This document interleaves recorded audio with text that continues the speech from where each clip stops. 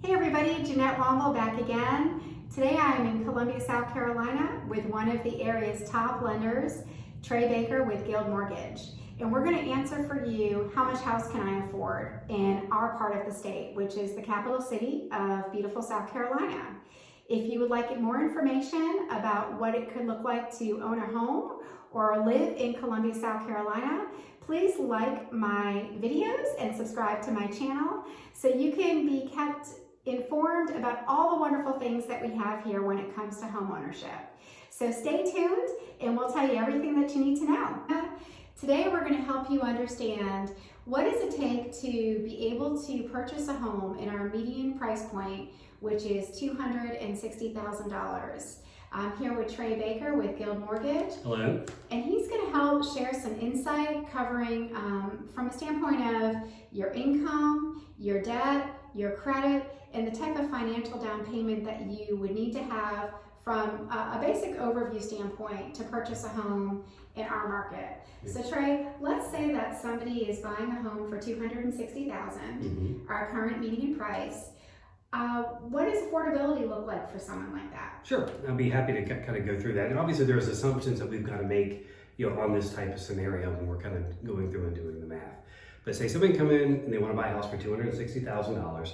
They've got 5% to put down, which is about $13,000. For round numbers, you probably need about $20,000 total cash needed to close when you're talking about closing costs, prepaids, that kind of stuff. Now, there are ways to help with down payment, different things along those lines. You may not actually need that much cash to close. Right. But from an income perspective, and I look at what we call old school lending guidelines, kind of what we did 15, 20 years ago in qualifying a buyer for a house. You probably want to be making a household income of about $76,000 to $77,000 a year. Okay. Obviously, if you have a ton of other liabilities, huge car payments, a lot of credit card debt, you might need to make more to qualify for that. So if you have $30,000 in credit card debt, you might need to make $100,000. Correct. And the flip side is also the case. If you have really no debt, got pristine credit, you might be able to qualify on, say, $50,000 to $60,000 in household income. Now, at $50,000 buying that price home, I would have a hard time recommending somebody to do that because I think you're just going to be house poor at that point in time, unless you have another source of income that we're not using or somebody else will be living in the home with you to help make those payments, that kind of stuff. And everybody's situation is different. Sure. Now, of course, if you're coming in and you're putting down, on a $260,000 house, you're putting down 20%. Those income numbers are going to come down because obviously the payment's going to be less. Right. So we have an income of about $76,000 per year. And then what type of debt ratio is favorable to this price point? Sure. So I'm going to kind of go back to what I call old school lending guidelines. Okay. And what we can actually do today is a lot different than this, but I think the really conversation to have is what are you comfortable with in spending on a monthly payment relative to your income. So kind of old school lending guidelines was 28% of your gross income for the house payment, 36% of your gross income for your total bills, including the house payment, like credit card bills, car payments, boat payments, whatever else you may have out there, student loan payments. But in today's world, we're actually able to go a lot higher than those base numbers. You could potentially go up to 50% of your gross income relative to all those bills. Okay. Are there any bills that don't qualify? For example, hospital bills. I know you mentioned student loans. What may not be a factor when it comes to debt? Are any of those? So like utility payments, your cell phone bill, we're not looking at those. Your car insurance, we're not looking at those. Okay. But student loan payments, child support, alimony, credit card payments, any kind of installment loans that you've saved up for. There are sometimes weird things that you might be paying on your credit report, but are recurring payments that you have to make. We kind of need to know about those, but we'll probably see them on your bank statement, so we'll have to take those into account when qualifying. And so right now with this price point of a home, if someone puts down, say, 5%, what type of a mortgage payment would they be looking at? Sure. So City of Columbia, it's going to vary a little bit depending where you buy. In different areas of the city, your tax structures are different.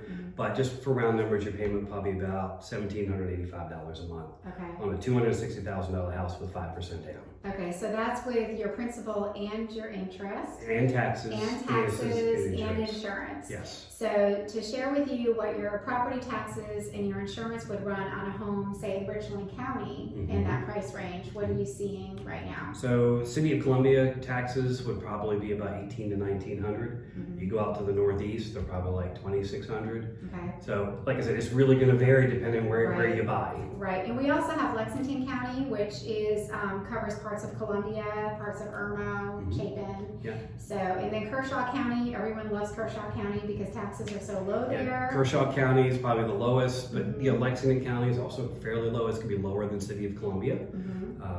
So that obviously that would help make your monthly payment a little bit less. Right, and even with that said, property insurance in Columbia tends to be lower than many other parts of the country. I have people from Absolutely. Miami and New York say they pay $8,000 to $10,000 a year for Mhm. property insurance.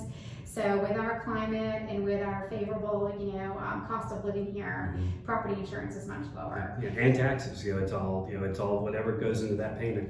Mhm. Just here, it's just everything's a little bit more affordable. Well, and I do remember when I bought a house several years ago, I had some debt on a credit card, and you looked at my whole financial profile and you said to me, don't pay off that credit card, Jeanette. You don't have to do that to get a certain rate and have a certain payment. Mhm. And it was really helpful for me because I was able to keep those thousands of dollars in the bank for, an emergency, Mhm. or in case I had to replace my heating there, what Yeah. have you. And you skip a month after you close, so there's 1 month with no mortgage payment, so you can even use your funds during that time to tackle your whole financial profile. And you hit on a big thought there is coming up with the right strategy. Mhm. Okay, I mean, I've talked to people. I'm trying to get all these debts paid off, so I don't have this going into buying a house.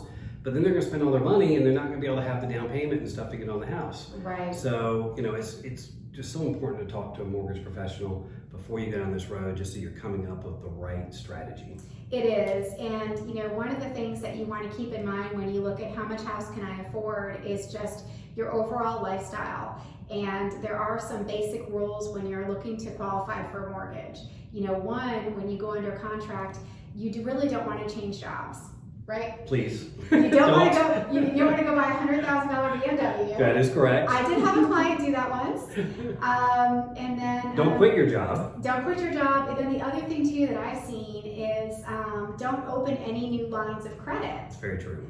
What other things have you seen derail people on getting mortgages? Sure. One thing that a lot of people don't think about is, say, I don't know, they hit the lottery, whatever, and they put $30,000 in their bank account. Mhm. And we see that deposit, and we're going to ask you where that money came from, because we have to document that your funds for down payment and closing come from acceptable sources, which are defined. We just be able to document. But if it was all cash that came in, we can't show where it came from. We're not going to be able to use that money for closing. Has to be sourced. Correct. Which also reminds us that when you do an offer in our market, very often you're going to have earnest money or a small percentage of your purchase price as your down payment.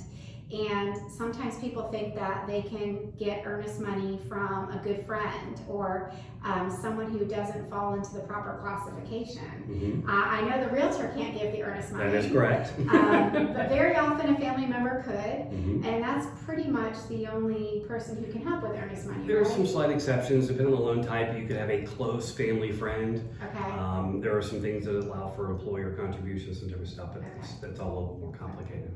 So in a nutshell, if you're looking for, what do I have to earn? What does my debt need to be? And what type of down payment would I need to have saved up to purchase a home? Hopefully this has been very helpful for you to see for a $260,000 home in Columbia, South Carolina, what that looks like.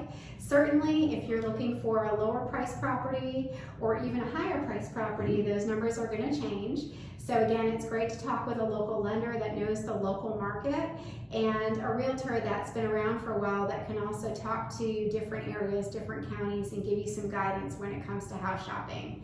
So Trey, thank you so much Absolutely, for your I'm insight. to help. And we'll have Trey's information at the end of the video as well as mine. If we can help you with how much can I afford buying in Columbia, whether you're here looking to enjoy the benefits of homeownership or you're relocating from out of state, we'd love to help you relocate here and answer all of your questions.